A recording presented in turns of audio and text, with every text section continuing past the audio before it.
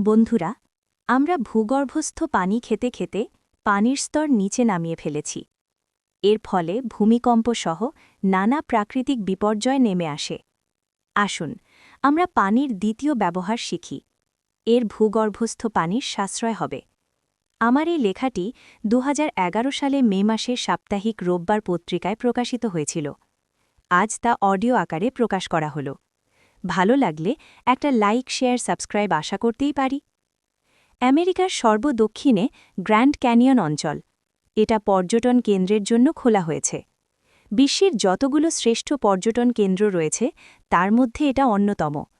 এই গ্র্যান্ড ক্যানিয়নকে কেন্দ্র করে গড়ে উঠেছে hotel, motel, resort.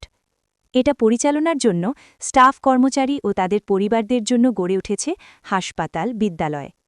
Grand ক্যানিয়নকে Colorado নদীর মালভূমি বলা হয়।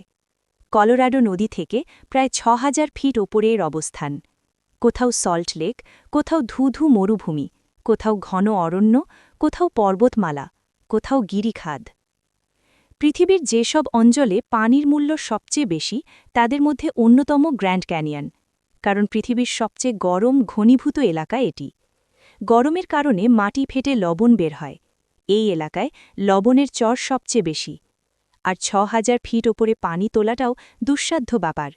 তাই এখানকার লোকজন পানির অন্যরকম ব্যবহার করে থাকে, যেমন গোসলের পানি ধারণ করে কাপড় চোপড় ধৌত করে, ডিশওয়াশিং পানি দিয়ে বাগান চর্চা করে, টয়লেট পরিষ্কার করে। সাম্প্রতিক সময় টিভি সংবাদে জানা গেছে এক শিশু মারা গেছে। তাকে গোসল করানোর জন্য পানি পাওয়া যাচ্ছে না। পরে তাকে বোতলজাত পানি দিয়ে গোসল করানো হয়। আমাদের ঢাকাবাসীর জন্য দৈনিক পানির চাহিদা ২৬০ কোটি লিটার। ওয়াসা সরবরাহ করতে পারে দৈনিক ২২১ কোটি লিটার। সুতরাং পানির অভাব থেকেই যাচ্ছে। আর পানি আসে ১৩% নদী থেকে, ৮৭% আসে ভূগর্ভস্থ থেকে। এভাবে আমরা যদি ভূগর্ভস্থ পানি খেয়ে ফেলি তাহলে ভবন দেবে যাওয়া ও ভূমিকম্পের প্রবণতা বেড়ে যাবে বহুগুণ। এজন্য নিজেদের ও ভবিষ্যৎ প্রজন্মের কথা ভেবে এখন থেকেই পানির দ্বিতীয় ব্যবহার শিখতে হবে, যেমন অজুর পানি দিয়ে গোসল করা, গোসলের পানি দিয়ে কাপড় চোপড় ধৌত করা, কাপড় চোপড়ের পানি দিয়ে বাথরুম ও টয়লেট ধৌত করা। তাহলে পানির সাশ্রয় হবে অনেকাংশে। আল্লাহ পাক সবাইকে শুভ বুদ্ধি দান করুন।